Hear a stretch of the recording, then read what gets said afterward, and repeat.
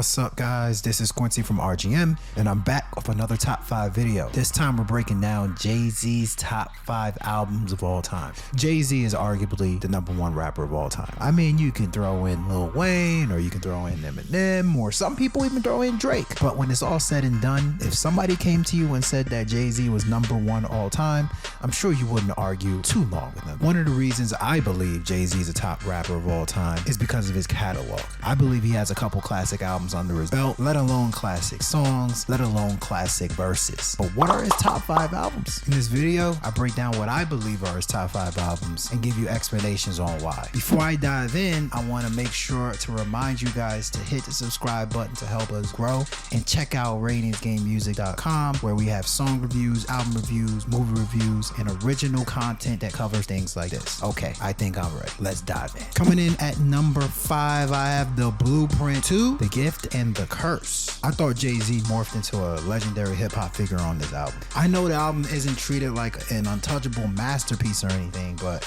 mainly because of its length and its inconsistency, but there is so much greatness that you get from Jay-Z as a rapper on it. Coming off the classic The Blueprint, Jay could have played it safe, but instead he went bigger. He revisited and reimagined classics, collaborated with major hip-hop names, and tapped heavyweight producers to give the project a massive sound. The album feels like a superstar realizing he can rap over anything and still control the room. Tracks like Excuse Me Miss, 03 Bonnie and Clyde, and Hovey Baby showed his commercial instincts were still razor sharp, while records like Meet the Parents and Somehow Some Way reminded listeners he can still deliver substance and storytelling. Then you had battle ready moments like the title track where Jay put belt to Nas. By the way, this is the best diss record in their little beat that they had. In my opinion, some of Jay-Z's most impressive bars live on this project. He sounded confident as hell, as polished as he's ever sounded, and completely aware of his status. That meant something. Coming in at number 4, we got Volume 2, Hard Knock Life. For me, Volume 2, Hard Knock Life was the album that first made me truly lock in with Jay-Z. Before that, he was already respected and building momentum, but this felt like the project where he became unavoidable.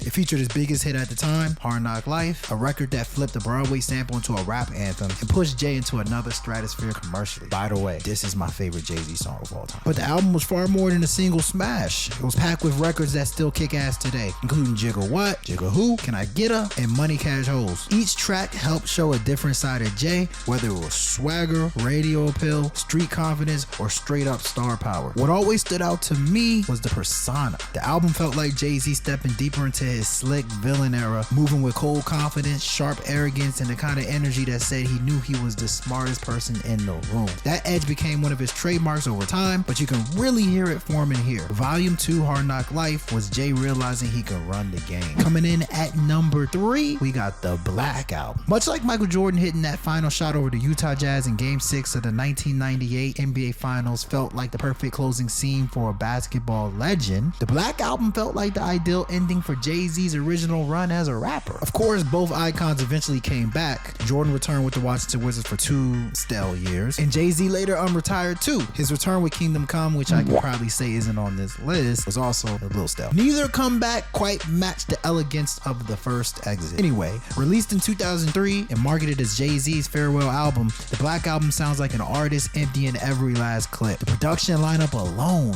sounds like an all-star roster. The Neptunes, Timbaland, Kanye West, Just Blaze, and Ninth Wonder. They all contributed heavyweight instrumentals to this project. Even more impressive, Jay-Z handled the entire album without a single rap feature. This does not get talked about enough. Probably because NBA Youngboy does it like every time he brings an album out. But hey, Jay-Z is not NBA Youngboy, and NBA Youngboy is not Jay-Z. Back to The Black Album. The result was a complete body of work that balanced commercial appeal, sharpness, and emotional weight. 99 Problems became one of his most iconic singles of his career. Encore carried the emotions of a superstar taking his final bow, while deeper cuts like Moment of Clarity added introspection and hunger. You know what's hilarious? Jay has probably had more albums after retiring than before. Rappers need to stop saying they're gonna retire, man. Like, especially for no reason. Just bow out for a couple months or something like that. Coming in at number 2, Dose, we have Reasonable Doubt. 9 times out of 10, an artist's best album ends up being their debut. There's something dangerous about a first project, isn't it? Hunger, years of built up material, nothing to lose, and everything to prove. For the first stretch of Jay-Z's career, that rule absolutely applied.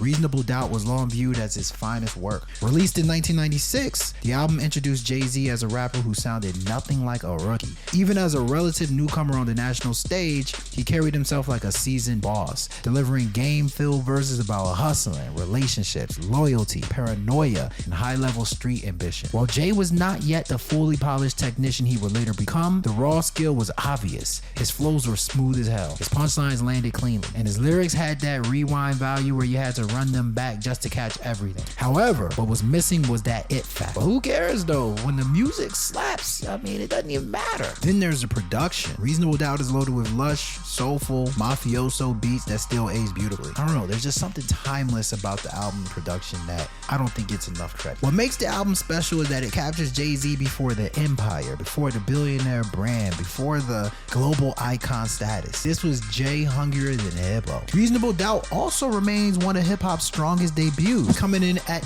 number...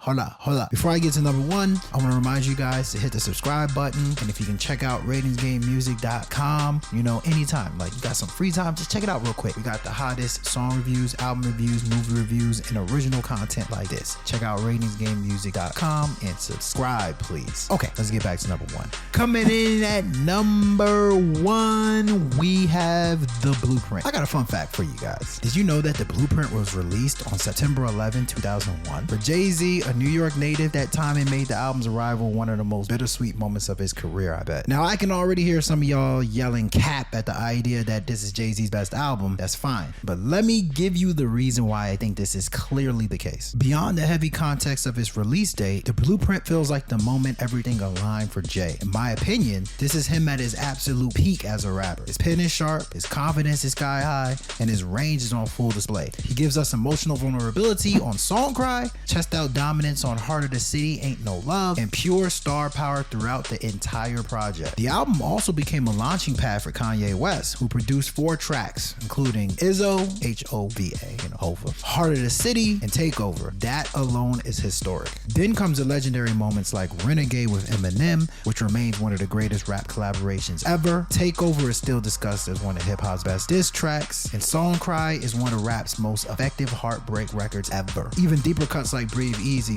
carry really iconic production. In my eyes, Jay-Z's The Blueprint created the actual blueprint for the perfect rap album. Please argue with a wall. So there you have it, folks. Jay-Z's top 5 albums of all time. At number 5, we have The Blueprint 2. At number 4, we have Hard Knock Life. Number 3, The Black Album. Number 2, Reasonable Doubt. And number 1, The Blueprint. I hope you enjoyed this video, and you can expect some more top 5 videos from us in the near future. Until next time, have a good day, have a good morning, have a good afternoon, have a good night. Whatever it is, I hope you're having a good time.